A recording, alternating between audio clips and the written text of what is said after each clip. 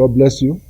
Let's pray together. Father, we are grateful because you always want us to come and hear you. Lord, as your word comes, let the entrance of your word give light. Let it give understanding to the simple. Lord, please speak, for your servants are listening. In Jesus' name we pray. We bless God for the cruise. As we keep going, we are trusting that you are following. The storms of life will never turn you back. Your ship will not capsize as long as you're in the ship of discipleship.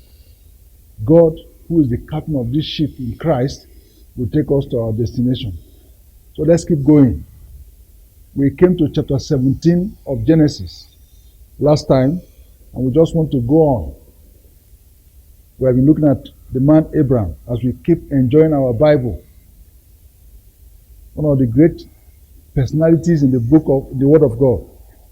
A man that is accredited to be called the friend of God. God said, he's my friend. And now I'm praying that you are going to become a friend of God yourself. If somebody has become a friend of God before, then why wouldn't you aspire to be? Now, we have seen several things in chapter 17. We have seen the word covenant. We have seen how God changed his name. And we are saying that all these are possible. We have seen God's everlasting covenant with Abraham. It has its terms. And we have seen that it has a token of the covenant, the sign of the covenant. And that it is circumcision. I read again for you from verse 9 to 14. And we shall say a few more things about circumcision. And we'll go ahead. And God said unto Abraham, verse 9, Thou shalt keep my covenant, therefore, thou and thy seed after thee in their generations. This is my covenant, which you shall keep between me and you and thy seed after thee. Every man child among you shall be circumcised, and you shall circumcise the flesh of your foreskin. It shall be a token of the covenant betwixt me and you. He that is 8 days old shall be circumcised among you. Every man child in your generations, he that is born in the house or bought with money of any stranger, which is not of your seed, if that is born in thy house, if that is bought with thy money, must needs be circumcised, and my covenant shall be in your flesh for an everlasting covenant. And the uncircumcised man child, whose flesh of his foreskin is not circumcised, that soul shall be cut off from his people. They have broken my covenant. God changed his name from Abraham to Abraham. And God said, I've entered into a covenant with you. A firm promise. A pledge that cannot be broken. But it has two sides. The terms are here. What God will do. And what he expected Abraham to do to confirm that covenant is that every male child of every person born in Abraham's house, or every one of the slaves he bought, must be circumcised. Otherwise, they shall be excommunicated. And that circumcision means that Abraham and his generations have a covenant with Almighty God, and God fights on their behalf. When you fight a man with a covenant, you fight the God who is in covenant with him. That's how David fought Goliath. David said, who is this uncircumcised Philistine who will defy the armies of the living God? I don't care the Goliaths that are coming against your life. I don't care the giant enemies that have arisen against your life. I don't care what Satan is planning against your life. As long as you have a covenant with God, then you have God's presence going with you. And the unbeatable God will trample your enemies. I want to beg you, don't joke with this instruction. This was the turning point in Abraham's life, and it can become a turning point in your life. This is the first place we are seeing circumcision in the Bible. And I want to show you a few places in the New Testament, because physical circumcision is not what God is talking about. Sometimes when God speaks in the physical about certain things, it's not just that thing that he's trying to say. He's saying to say something much more weighty. But the way they could understand in the Old Testament is through a physical action. For example, when God says, you don't muzzle the ox that treads out the corn. You see, when you go and thresh and harvest corn, then you put it and you find some oxen, they tread it. So that oxen that treading corn, don't close his mouth. It can be eaten from what is threshing. The Bible says, do you think God is talking about animals? No, there's something much more God wants to say. So many a time, when God wants to say some very weighty things, spiritual, He starts with the flesh because we do not understand it. So I want to look at the spiritual aspect of this because it's a very important chapter. It's a very important point in the life of every man. When you are not yet circumcised, you are an Abraham and you can never succeed. Abraham can never succeed. Abraham is the one that was circumcised. And I said that what makes a man to fail in life is not on his face, it's in the private, in the heart. That is where the real circumcision takes place, not in the physical realm. So, I've talked about this physically and I'm going to show you some passages. I'll just take them one after another. And I pray that you will take action after now. When God told Abraham to circumcise himself and all his children, Abraham obeyed and applied the word of God, and it was well with him. Can I go ahead now? Let's go to the book of Romans. To the book of Romans. The epistle of Paul to the Romans. We will discover there in chapter 2, the servant of God by the Holy Ghost was saying some very, very critical things, very crucial. Now, Romans chapter 2.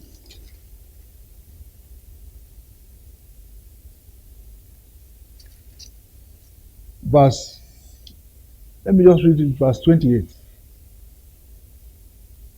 He said, for he is not a Jew, which is one outwardly. Neither is that circumcision which is outward in the flesh, but is a Jew which is one inwardly. And circumcision is that of the heart in the spirit, and not in the letter, whose praise is not of men, but of God. Now, in the New Testament days, many Jews converted to Christianity. They believed in Jesus Christ. But they still held on to several traditions of their elders. And they were insisting that if you are going to become a Christian, you need to obey the Jewish law of circumcision. And it was caused a lot of trouble. And the apostle, who is an apostle to the Gentiles, had to address it. That the real Jew is not one outwardly. Now the Jews are God's Old Testament people. God chose them out of the whole nations. It was sovereign. You don't question him. Say, these are my people. Through you, I'm going to bless the whole world. To them belong the covenant. To them belong the word of God. To them belong the fathers. The privilege of a Jew in the physical is enormous. What here Paul is saying to the Roman Christians, is not a Jew which is one outwardly, neither is that circumcision which is outward in the flesh. So that you cut the foreskin of your penis as a man child on the 8th day as a Jew does not mean that you are circumcised indeed. I like to make this plain. Because normally, human beings normally like to point out to something physical. No. The physical temple, the physical circumcision, the physical altar is not what God is pointing to. They are all shadows and types. When the reality comes, we forget about the shadows. Now, so he's not a Jew. So a real Jew is not one who is physical, outwardly. Jesus was a Jew outwardly. He was born in the Jewish nation. You could trace his human genealogy from there. Even though his father was only a foster father, he was born of a virgin woman of the Holy Spirit. Now, but he came into this world as a Jew physically. And he was circumcised on the 8th day, because he also came to fulfill the law. He didn't come to destroy the law. But beyond that, neither is that circumcision which is outward. The real circumcision is not outward. It's a Jew which is one inwardly. So, and circumcision is that of the heart, in the spirit, and not in the letter. Which praise is not of men, but of God. So let it be clear to you that what we are talking about is not that one they gave. That one they gave Abraham is physical in the flesh. What is speaking about the one that is inside. So the book of Jeremiah, chapter 4, I've read that to you before. I read it to you again. Now I'm trying to say to you that you need to understand what God is demanding of you now, because you must be circumcised. It is not optional. If you're not circumcised and you still carry the old flesh, you will not succeed in life. Now, chapter 4, verse 4. It says, circumcise yourself to the Lord, and take away the foreskin of your heart, ye men of Judah and inhabitants of Jerusalem, lest my fury come forth like fire, and burn that none can quench it, because of the evil of your doings. The Jews were God's people. They knew what God's demand of their life was. They knew what God wanted them to do, but they couldn't. Actually, they went from bad to worse. God had to raise up prophets, rising up early and speaking to them that this is what God wants and this is what we are doing, and that we are going to go into captivity. And when they couldn't obey God, and you can't obey God, my friend, you will know that God said, don't take somebody's wife, but you will still take somebody's wife because you don't have the wherewithal. You will know that God said, don't backbite. But you see, you will keep backbiting because you don't have the wherewithal. Your nature is a sin nature. You sin because you have a nature of sin. You sin naturally because that's your nature. No child was taught how to sleep with opposite sex. No child was taught how to tell lies. No child was taught how to steal meat from the pot. It's only natural that when you get to a certain age, you start doing bad things naturally because that's your nature. If that nature is not cut off and you acquire a new nature, sorry about it, you will not be able to overcome sin. And sin is the bane of every human being. It is not demons. It's not deliverance. You have to know the diagnosis. If you have to know the prescription. Many people are going for deliverance from anger, deliverance from fornication, deliverance from this and that and that. And they are casting out demons. And people are falling down. But they still go back to the same matter. I didn't say there are no demons. I'm saying that if your case is not spiritually demonic, and your case is caused by your nature will still manifest. The works of the flesh are manifest. They are obvious. Whether you're a pastor, whether you're a bishop, whether you're a good churchman, whether you're a good churchwoman, the truth is that your nature is a sin nature. You sin because that's your nature. You cannot do otherwise. Even if you determine that you will not, you don't have the power. So, my friend, again, God said in the days of Jeremiah the prophet, says, circumcise yourself to the Lord and take away the foreskin of your heart, not of your penis. Of your heart. I like every male human being to be circumcised because it looks good. So even if it's for cosmetic, but physical circumcision is not the real circumcision. It doesn't stop you from committing sin. So the seed of failure is human. So the Bible says, circumcise yourself, or cut off the foreskin of your heart. Now, how can you do that? So when we go to the book of Colossians, chapter 2, you see, I'm trying to do something now that I know it is only God who can do it. It's not possible to teach this subject in 1 second. And this is where many people are suffering defeat. You cannot carry the human nature, the flesh, the old man, and expect that you are going to overcome sin. No. Even if you fasted for 1 month, 1 year, When you are fasting, you may not even commit sin because you are living like a hermit. You are living like an ascetic. But once you come out of that fasting, you discover that the flesh will get back at you. Pride is native to man. Arrogance is native to man. Evil is part of us. David said, in sin did my mother conceive me. The reason why demons are pursuing you and they get you easily is because there is something in you that is their own. Colossians chapter 2. I read it for you. I think it's verse 14, verse 15. Colossians. Yes, I read it from verse 8. Beware, lest any man spoil you through philosophy and vain deceit, after the tradition of men, after the rudiments of this world, and not after Christ.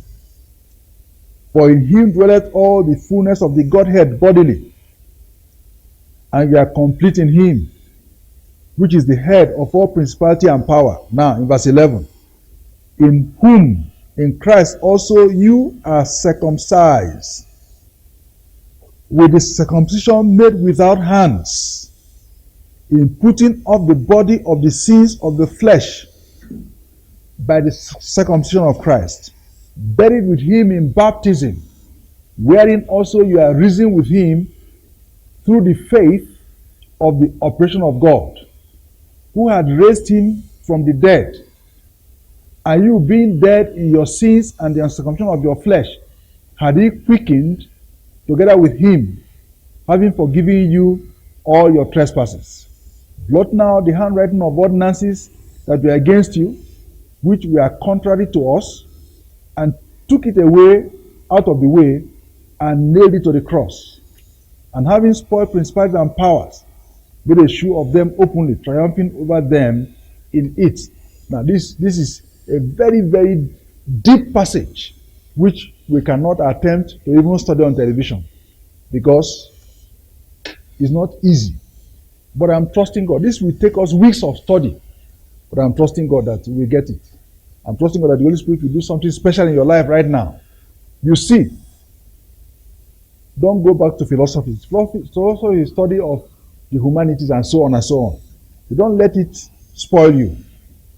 In Christ dwells the fullness of the Godhead.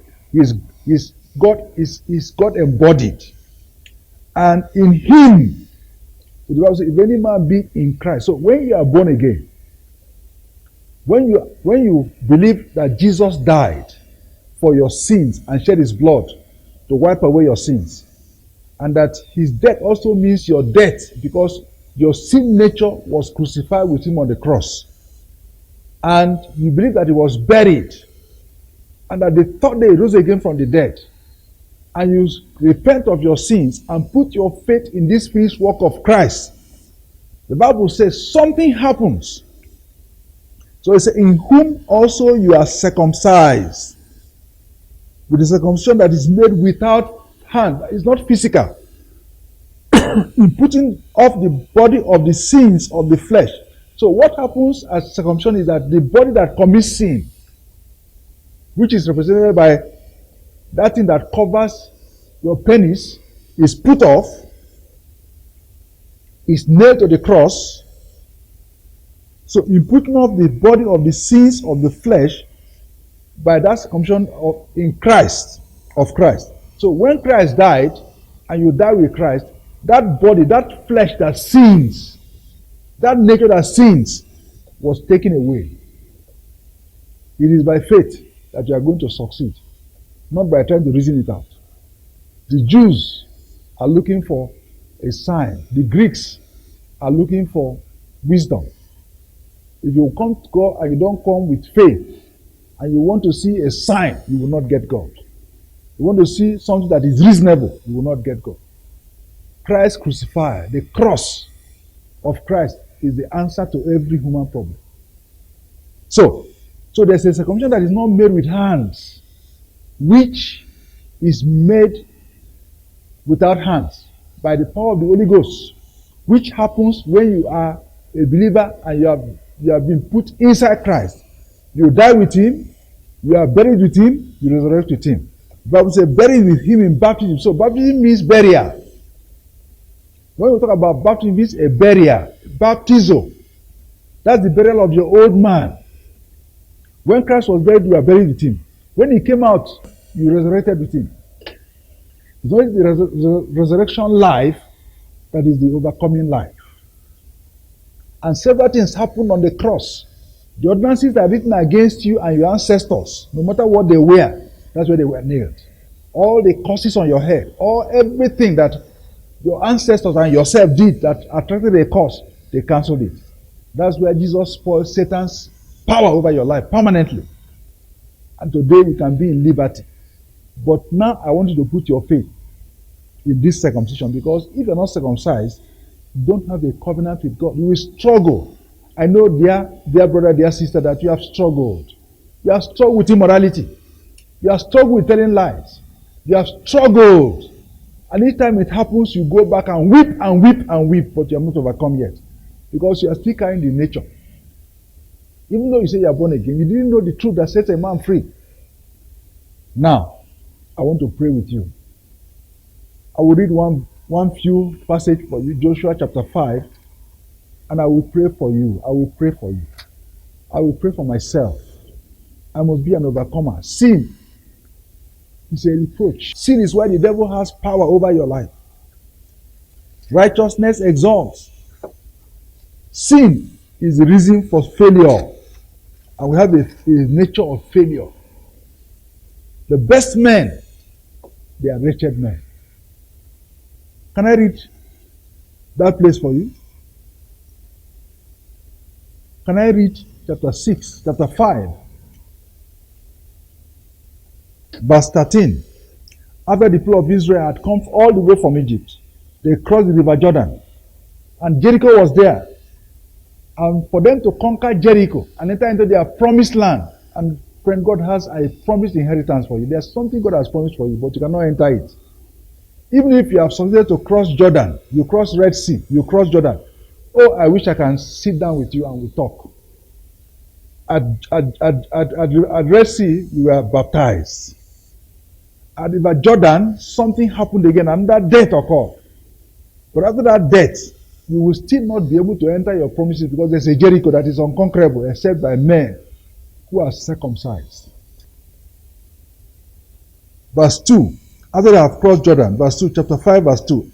At that time, the Lord said unto Joshua, make these sharp knives, and circumcise again the children of Israel the second time. And Joshua made him sharp knives, and circumcised the children of Israel at the heel of the first kings. This is the cause why Joshua did circumcise them. All the people that came out of Egypt, that were males, even all the men of war, died in the wilderness by the way, after they came out of Egypt. Now all the people that came out were circumcised. But all the people that were born in the wilderness by the way, as they came forth out of Egypt, them they have not circumcised. And so on and so on. And they had to do this and wait until healing came. Then they could take Jericho. And after Jericho, the whole land was open. The whole land of your promise is open once Jericho falls. But friend, when they crossed Jordan, God told Joshua at that time, even tonight, that, make sharp knives and circumcise them. I cannot go with men who are not circumcised. I cannot guarantee that they are going to win any battle in their lives. They can't face the giant enemies of God. Now, why are they going to be circumcised? Because those that came out of Egypt were circumcised in Egypt. But those who are born in the wilderness, they had grown tall, they had beards, but they were not yet circumcised. And they were going to face critical battles. Excuse my friend. Because you are born in the wilderness yourself, we need to circumcise you. You need to confess your sins again. You need to undress. You need to boldly open up everything about your life. And since we can't do it on television, you need to find a servant of God who has a sharp knife. Don't go to a man whose knife is blunt. Undress. This thing will follow you unless they are cutting off the old thing that causes it to keep happening. And if you do, you will see a dramatic change from now. Your Jerichos will come down by the shout. I don't like you to live in defeat all of your life. Circumcision is not just physical in the flesh. It is a cutting off of what could produce sin. And as I pray with you right now, I am praying first and foremost for understanding. And I'm praying that those things you have been carrying under your big toga of agbada and kaftan, which nobody has ever known, if you come to me, I may be able to help. But I know there are several men you can go to who will help you to tell you how this, who will help to circumcise off. It may cause shame for some days, it may cause pain. But this is the critical solution to your problem. The circumcision that is not made with hands. So let me pray with you. Father, please, I beg you, make this revelation plain. Make it clear. Cause men to pray at this point and seek to understand this circumcision. Lord, many people have been followed by Satan all their lives. They cannot do anything good. They cannot succeed. They keep struggling with sin because the foreskin has not been cut off. I'm begging you that, Lord, as many as are tired of sin, as many as are tired of failure, as many as are tired of being locked away in the wilderness desert of their lives, who are not coming even near their promises, the Lord will pull them forward this moment as they open up for a circumcision. Lord, let it be a thorough circumcision and cause your name to be glorified. Do it and take the glory in Jesus' name.